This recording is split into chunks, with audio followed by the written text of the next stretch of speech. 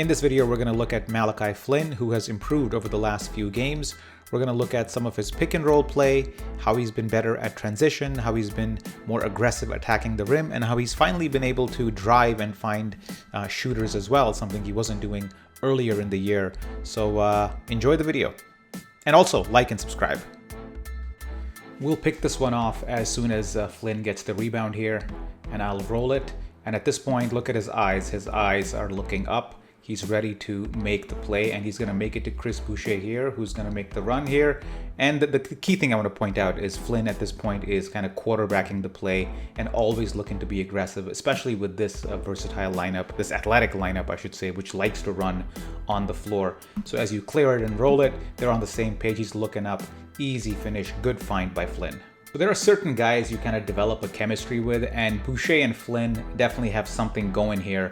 And in this case, they're going to run a pick and roll in transition. So the ball's being brought up the court. He looks for Boucher right there, and the screen is set. And immediately, Boucher will roll right here. And watch the pass from Flynn. It's going to be a nice lob where only Boucher will be able to catch it. So very little chance of turning it over. And just watch this play. Just two guys on the same page. Look at that pass. I do want to call out this pass because this is thrown at where it just can't be intercepted. He could have thrown it like over here maybe, or maybe had a bounce pass here, but no, this one is perfectly positioned for him to catch it, him and only him to catch it. And as soon as he does that, it's an easy layup for him. I'll do one more with Boucher. So we saw it in transition, we saw it on the pick and roll, and now we'll see it on the pick and pop. Watch the screen that Trent tries to set here. It just goes nowhere, but I think that's just a dummy screen. It's not really meant to do anything. The real screen will come from Boucher right here. So just let me roll this play, and you'll see Trent do his thing. Oh, I don't know what he does there. And then here's Boucher. So right there, the defender tries to go under, which he does. And Boucher will just step right here, and Vucevic will be late to rotate, and it's going to be an easy three for Boucher, who's had a pretty good game against the Bulls here, even though the Raptors would have lost. So there it is. Yeah, not great defense by Vucevic, but a good find by Flynn.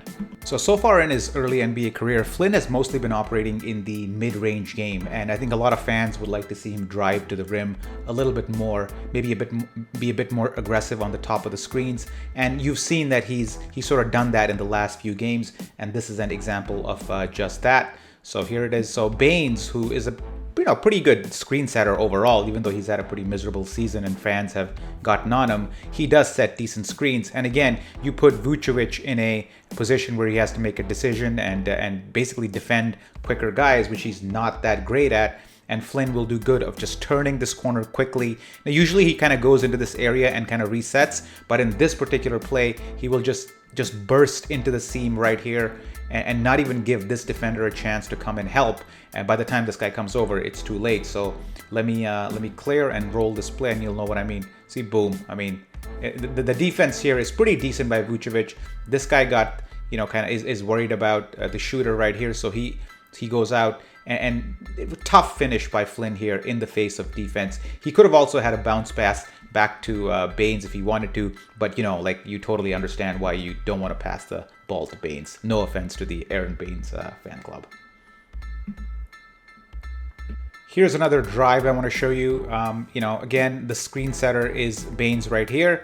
And Flynn will do the exact same thing. He won't, after the screen, he won't just idle with the ball over here or in the perimeter, but instead, as soon as the screen is set, he will attack right down the middle right here. Even though there are defenders there, you feel that he's more comfortable challenging those guys at this point in his career. Certainly at the start, he was a little hesitant, but now you kind of see that confidence grow on him, and he's more comfortable in these areas. Let me roll this so you know what I mean. There's a screen, and at this point, burst of speed, man. Two guys right here. I don't know why this dude's worried about Baines. Maybe he's worried about the role for Baines, but that's as Raptor fans, we know that's not going to go anywhere. But the Bulls clearly didn't know that. But the key thing here is Flynn, right? I mean, there's three defenders right here. He's taken them all on, and let me roll it here. So right there, right? I mean, this defender is kind of worried about Bembry on the corner. So Flynn, because of his speed, gets to the rim pretty easily. Not great defense by Chicago, but the point of this clip is that Flynn is being much more aggressive than he was earlier in the season. So continuing with the theme of being aggressive in transition, here he is against the Lakers. And transition is where the Raptors are their best at. I mean, that's when they get easy points. I mean, this is a team that's sort of built for transition, and Flynn sort of recognizing that. So even when he has the ball right here in this situation, heads up, looking to see what Siakam's up to, looking to see if there's a trailer he can find. But in this situation, he sort of keeps it because the defense is worried about the defense is trying to catch up to see who's guarding who. But Flynn just goes right down the middle. So as a point guard, whenever you have a big man on you after a switch, you have to punish him, because that's what you're there for. I mean, your speed is supposed to destroy any big man who doesn't have speed. It's a classic mismatch. And in this case, you'll see that Flynn is being guarded by a guard here. And as the screen is set, he will have a bigger guy on him, which is this guy right here. So let me just play this here. You'll see right there, the switch will happen after the Siakam screen. Good screen by Siakam. You know, Siakam is an underrated screen setter overall. We don't really talk about him enough as a good screen setter, but he is improving in that regard. And in this situation, because of Siakam's good screen, you know, a bigger guy will be guarding Flynn one-on-one. So, you know, here it is. Okay, and at this point, he sizes him up, right? This is a mismatch for the Raptors. You know, you could go down here, but this is a situation where a guard has to be able to exploit, especially if a guard has aspirations to be a starter. And in this case, Flynn does just that. So, you know, just size him up all the way in, pull up, bam. I've picked this play because you also see Flynn inviting contact a lot more. He's not shying away from contact and settling for the mid-range jumper that he was earlier in the year, or maybe even, you know, his preseason was great, but after that he kind of took a dip, and because he wasn't being aggressive enough. And here is a good example on how he's seeking to be more aggressive. So as he's bringing the ball up the court, you know, like right here. Now this guy will come and try to get position here, and Flynn will look forward to the contact and not shy away from it. He will absorb the contact and is still able to finish. So this is a sign of Flynn sort of getting stronger and being able to finish even when people are playing him physical, as is the case here. So there's the bump. Nice finish right there, and one. Nothing much to say about this play, but I do want to point out that, you know, off the ball positioning is important for a guard, because the Raptors do like to have Siakam right here handle the ball a considerable amount, as you saw over the last couple of games as well. You know, Flynn and Siakam are really the primary ball handlers with Lowry and Van Vliet out. So as Siakam drives here, Flynn does a good job of sort of kind of just moving a little to the right here, making himself available for Siakam so he can, you know, spot up and provide some spacing on the floor. Just keep an eye on Flynn as he moves, as he anticipates the Siakam drive over here, and he himself moves over here, and he'll get a nice little jumper here, and Siakam gets the assist. But good teamwork here by the Raptors on being on the same page in terms of who needs to be where. So as you roll it, there you go. Small, subtle thing, but makes a big impact. This play I just picked because of, you know, one-on-one, open floor.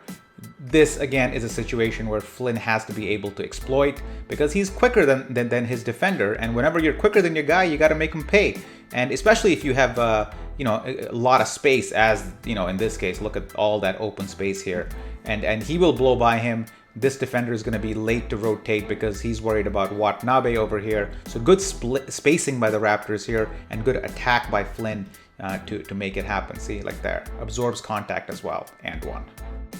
All right, I'm picking this play because Flynn is also improving in his ability to find guys after the drive. I mean, he's been a pretty good passer on the perimeter, just swinging the ball around. But after his drive, he's sort of hasn't been able to find open shooters, and you're starting to see him do that a little bit more. And in this play against the Bulls, you know, as he sizes up the guy and drives, you know, at this point, the defender comes over, right? And at this point, he usually goes up and tries to finish. But in this case, OG's wide open. So the question is, can you find OG right here?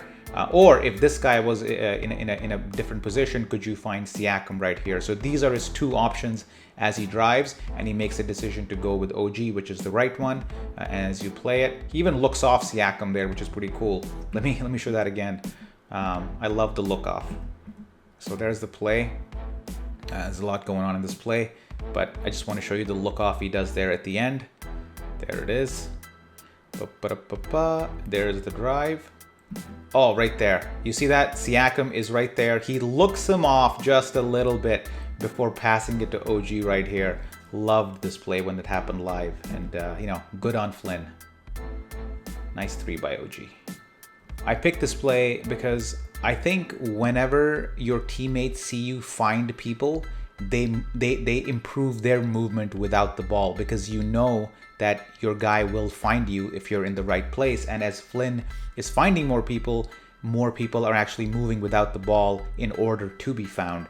And in this case, again, semi-transition, he will attack right there. And, Siakam right there, who's always aware and trying to cut, will notice that there's like 3 guys paying attention to Flynn at this point. So he will make the cut right here. And even if he doesn't, you still have OG right there, as you saw in the previous play. So this is very similar, except in the previous play, he found OG. In this case, Siakam makes the exact same cut. And in this case, Flynn finds Siakam. So a little diversity in his passing off the drive from the left side here. Watch that. Nice cut, Siakam. And finally, like any good point guard, you need to be able to shoot. And, all the drives we've seen so far, all the passing we've seen so far is all well and good. But if you can't shoot, people will not respect your shot, and all those other things go away. And a transition pull-up is always there to keep the guys honest.